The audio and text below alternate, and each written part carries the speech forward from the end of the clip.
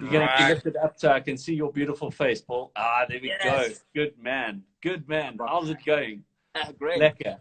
So, guys, Yes. this is Paul. I'll let him introduce himself. Tell us a little bit about yourself, Paul, and where you're based and where you guide. He's a NetHab guide with me, and we've been doing this a long time together. So, looking forward to chatting to you today, bud. Yeah, great. My name is Paul, and I'm a guide with NetHub. Been guiding for the last 30 years, of course, with different companies, working across East Africa, and that's Kenya, Uganda, Tanzania, and Rwanda.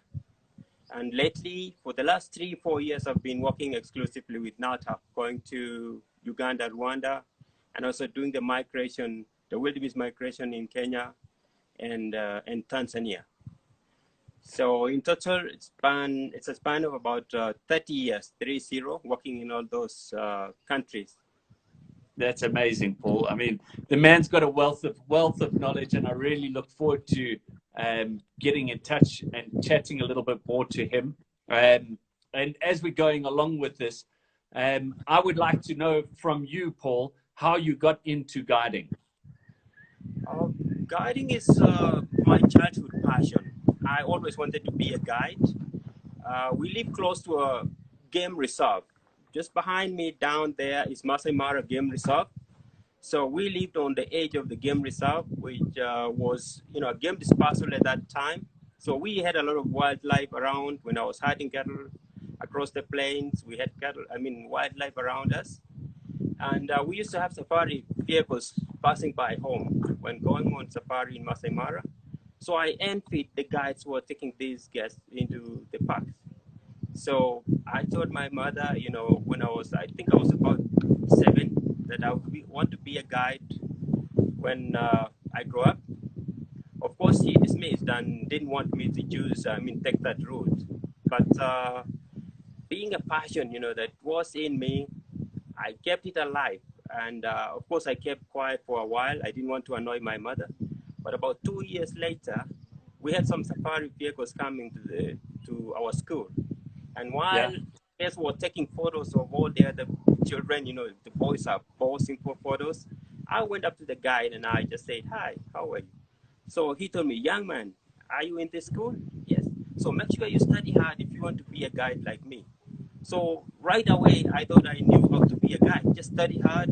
And that's what I went and told my mother back home. Of course, she dismissed and said, "Stop daydreaming, think of something else." But from that day, I said I wouldn't want to tell her anymore, but I want to show her by action. So everything from that time gravitated, towards me being a guide. I joined the wildlife clubs, and later I went to wildlife schools and Kenya Tourism College and all that, and ended up, taking my, childhood passion. Yeah. Tell me something, Paul. Why was your mother against you becoming a guide? Was it because it was a taboo job, or what's the story there? I think it's all about mentorship. I mean, there was no role models, She thought I would get lost because there was no other guide around us at that time, because it required people who were very well learned, and around the park we were mostly concentrating on herding cattle. So there was nobody who had gone to that state. So she didn't know first how to be a guide and didn't want me to choose a route that would get lost in a way. Yeah. So, and are you involved in any guide training in Kenya at the moment? Oh, yeah, sure. I've trained guides, I would say, throughout East Africa. Trained guides mostly in Kenya. There's a school behind us in Masai Mara called Koyaki Guiding School. Yeah. And that's where I volunteer my time around November for about 3 to 4 weeks to go and train guides there. And also, I just came from Uganda, training some guides in Uganda at Lake Mburo. There's a small institute there too. I also helped to set up the guide grading levels in the grading system in Rwanda. So I've been involved in guide training a lot, and that's what I like, having been, taken my childhood passion. I know what it takes. You need quite a lot of training, and of late also I get disappointed when I see people behaving, in a way that's not really professional. So this has pushed me into the direction of training more. So it's not only about the guys who are practicing, but also I go to schools and speak to children, especially the ones 13 to 18 years. Those are the ones that are almost taking shape in what they want to do later. And Yeah, yeah, that's basically that's what I fantastic. I do a lot of that. So Paul, tell me something now. One of the places that I've never had the joy of visiting is Kenya and Tanzania, and seeing the migration and being part of that whole thing. I was actually due to go on a trip this year with a couple of guests through to Kenyan side of things, and I was so excited to get in there. But explain to me what your feeling is on the migration and what you love about it and what you dislike about it, and when people should come through to see that the migration. When's the best time? Well, the Great Migration has been, something that's, sold about, in Masai Mara and Serengeti, because it's quite a phenomenon, when hundreds of thousands of animals, as you can see in that picture, move across the plains, from southern Serengeti into Masai Mara, crossing, rivers infested with crocodiles and all that to get across to the other side, driven by a strong instinct to get to the green grass, on the other side. We always talk about the grass is greener on the other side. So they also have that. And of course, they have a stronger passion because some of us develop cold feet before we get to the green grass. Yeah. So it's something that's really amazing. It's amazing to see these animals, which in most cases, it's not, one of the beautiful animals, but very intelligent. I've seen wildebeest going around, some bushes, 1 year, and the next year they come around the same. And although we cannot identify them, I bet it's the same ones. They have very good memory on where to cross and all that. But also, apart from seeing them, just the sheer number of these animals on the plains, it's all the activities that accompany them. Like that's the time when you also have a lot of predators, a lot of lions and cheetahs and hyenas all hunting. So guests who are really, who are keen on action photography or just to watch them, that's the time to come. In southern Tanzania, it's from December to March. Yeah. So, but the peak season is February when they are calving, and this is when there's a lot of predation. And just to see about 400,000 young wildebeest born within about 2 to 3 weeks. So this is something I've never had enough of. And, every year is different, and I always look forward to, because it's not happening throughout the year. Yes, and then, exactly. of course, the river crossing, to see them crossing the rivers and, with the crocodiles there. But just to see them, it's fun, the sheer number of animals. Yeah. So in Kenya, the peak is July, August, September. And then October, they head back to Serengeti. And then in southern Serengeti, it's from December to March, but the peak is February. That's when they are calving. But you see them. The calving season is crazy. It's just absolutely manic predation, beautiful green grass around everything. Just really photographically a beautiful trip in general. Oh yes, yeah. That's when I just keep clicking, and guests ask me, "Don't you have enough of this?" It's never enough. No. It's never enough, Yeah, And exactly. like with the gorillas. I know you know how they look like. You've seen them. You've had them enough times, but every time you go there, you keep looking forward to. They behave differently each time. They look like different animals. Of course, it's the same ones you've seen all the time. But when you enjoy them and appreciate them, it's really amazing. So with the migration, it's something I've seen ever since, even before I started guiding. And to date, it's something I always look forward to seeing. And tell me more about your love for the gorillas. I've done the gorillas 52 times. How many times have you been up to the gorillas? And do you ever get bored of it? I mean, for me, it's just this ongoing thing. I just want to get more and more and more, and it gets better and better each time. I think I've been up there 235 times, seen them between Rwanda and Uganda, and it's never enough. That's And crazy. I can't tell you how many 235 times. I can't tell you how many times I've seen the wildebeest and still Yeah. can't get enough.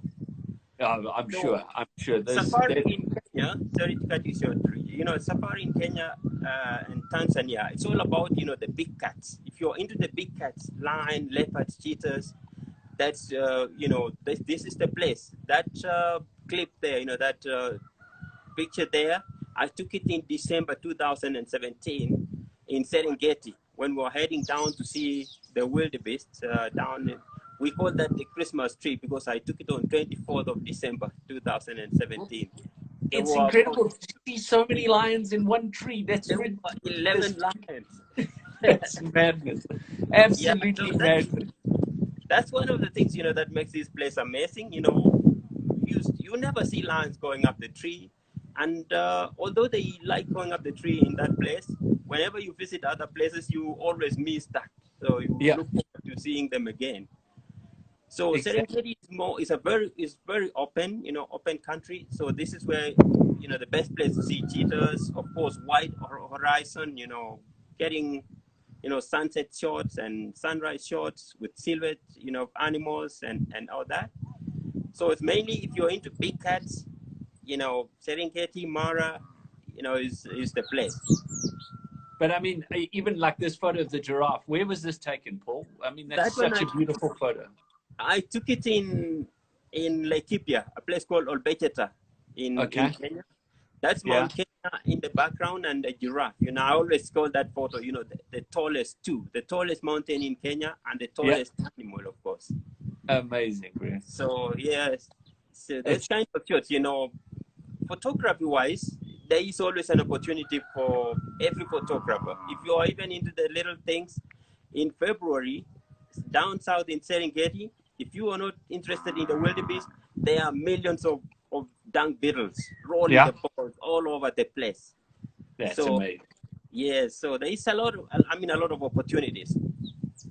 And tell me, what other projects have you been involved with? You worked with the BBC for a little while. What happened with the BBC? What was your role with that, and how did that all come about, Paul?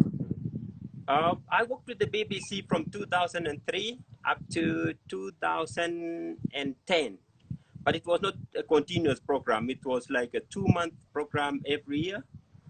Yeah, And the Big Cat, it started with the Big Cat Diary, and then it came to the Big Cat Week, Big Cat yeah, Life. So it was all about the big cats. So these were selected lion brides and cheetahs and leopards in the Mara. So I was specifically attached to the leopard crew because there were yeah. these leopards that I had been following in the Mara for many years. So I knew their whereabouts, I knew their traits, where they go. So I came handy, to the crew who wanted, they had very limited time to photograph or to film these animals. And Yes. so I had to work with them directing the filming crew, on best Same. positioning. I know when this leopard comes through this place, this is where they cross. And so you need to be here and all that. So Oh, basically that was my role. And you asked me about any other project that I've been involved in. yeah, I've worked on Vultures Research Project from yeah. 1996. And I happen to have picked up this from a gentleman called Duncan Butchert. Yeah. He lives in Yeah, yeah, yeah. Nesbitt, South Africa. Yes. So we worked in the same company then. And he was coming up with a book called Ecological Journal. So this was a book which had stories from guides, and you had to do, it may not be scientific research, but your own research on something to go into this journal. Yes. So Duncan noted that I like the birds of prey. So he told me, I want you to dedicate your time to study the vultures. And that's what I did. And later on, after gathering enough data, I thought I should share this, with the world. And I want to present this scientifically for reference in future. And that's when I teamed up with the Department of Ornithology Yeah. in Kenya, and also the Peregrine Fund in the US. And we worked together. And so far, we published about 2 papers from that research. I don't do active research anymore. What I've done is move more to creating awareness, because the vultures have actually borne the brunt poisoning, wildlife poisoning. Yeah. When a lion kills a cow or a goat, sometimes the communities would put out bait poison to kill the lion or the hyenas, and the vultures are caught in the process. So I go out to villages and also go to speak to children in schools to appreciate these vultures and come from a very simple angle, like telling them, do you know that lions eat grass? And often, they will say, no, how do they? And when I ask them, what do they eat? They eat zebras, antelopes, and buffalo. Okay. And what do the buffaloes and zebras eat? They eat grass. What happens when there is no grass? The buffaloes and zebras die. What happens when they are all dead? Of course, the lion will eat a lot. Okay. Yeah. And when they've all gone, then they soon realize without the grass at the bottom, there will be no lion. So I'm just trying to connect the dots to show them that this grass is important to the lion. Yes. And also, we had a crisis in India between 2000 and 2005. The vulture's population dropped by about 95%. All the What? species of vultures, mainly the griffons, Yeah. all died.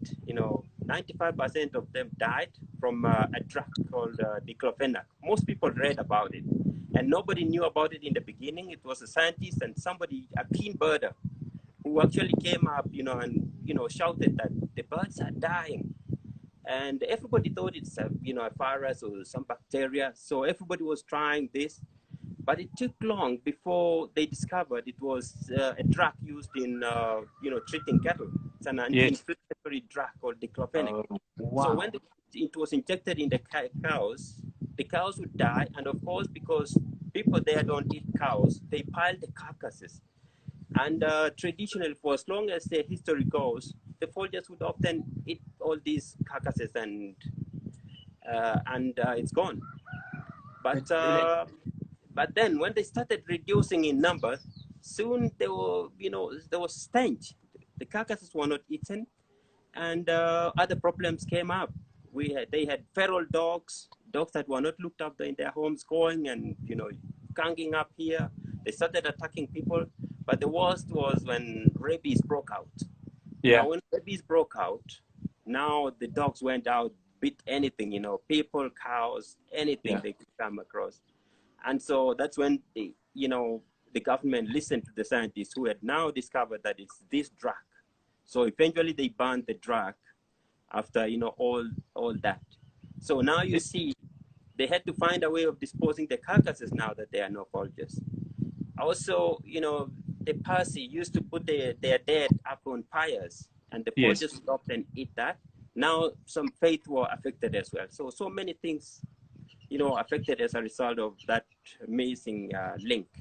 Yeah. It's So incredible this is how what that me, whole thing goes full circle each time, and how cultures and wildlife keep on butting heads as we're going along. yes. So this is the angle I've taken now. So in any forum, like even with the guides training, whenever I go to do guide training, I always have a little presentation about the vultures. Yeah. Not specifically that I want the vultures only to live, but just to enlighten and bring to the people, to understand that everything is important. Because the vultures and hyenas, most of the time, I bet also people watch some, movies and where the hyenas were portrayed as, the bad characters. Yeah. And so people started putting them down, at the bottom of their priority list. And so I'm just trying to bring them all together up and make people understand that they are as important. And also, most of our guests from the US, I always ask them, okay, what's happening to your bees? Of course, there's a Yeah. big problem with the bees. Now, the result of that is many plants will never grow again because of Yeah. lack of pollination. So it's the same thing. So I'm just using that also to pass my conservation message that everything we have on the ecosystem is important. Well, I think that as us as guides, we often out in the bush, and we're able to sort of draw the line between one point and another with the guests and be able to show them that symbiosis. Unfortunately, now with all of us being stuck at home, there's this very big disconnect between us and nature. Nature seems to be thriving, and we're sort of stuck in the background. But thanks so much, Paul. I mean, that research is really cool, and I love vultures. I think they're absolutely spectacular creatures. But I'm going to move you along quickly because I want to know what your favorite sighting is. It's our worst question as a guide. I know I get asked it all the time, but I'm going to put you on the spot, and I want to know what your favorite sighting has ever been. Yeah, I'll just pick one out of the 100. There are things that happen, and you don't know how it all happened. Just find a cheetah somewhere. A cheetah just killed and dragged the kill under a tree. Yeah. And I didn't know there was a leopard there. So the leopard came down and chased the cheetah. No. And then just before, when the leopard was starting to feed, some lions occurred from nowhere. And just as the lions started feeding, some zebras walked along, and then the lions started hunting this zebra again, caught one of them not far from the tree. And then I had a big rustle from, the bushes. This was a black rhino charging at full force, came charging right to the lions, saw them off. It was insane. So the lions left before the leopard, before the zebra was fully dead. Yeah. And because the lions were off, yeah, the rhino backed up and then came and hit the zebra twice with the horn going.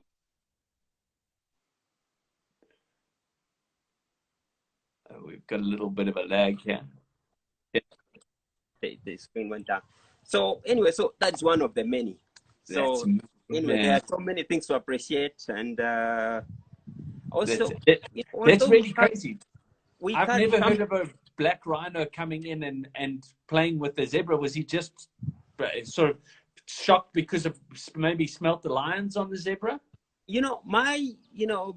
I think my assumption was it smelled the lions, and so he thought the zebra was part of all this scent coming through, yeah. And so she hit the zebra, and then when the zebra was dead, she went and laid on it, just using it as a pillow.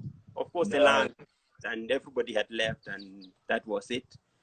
And then I know you asked me of one, and sometimes I feel like throwing in another, and yeah. It's also a situation I've seen, like 3 male cheetahs. They were hunting, and they saw a ground gazelle. The gazelle left, and it had just given birth. So this little one caught up to some cheetahs in the right next to her.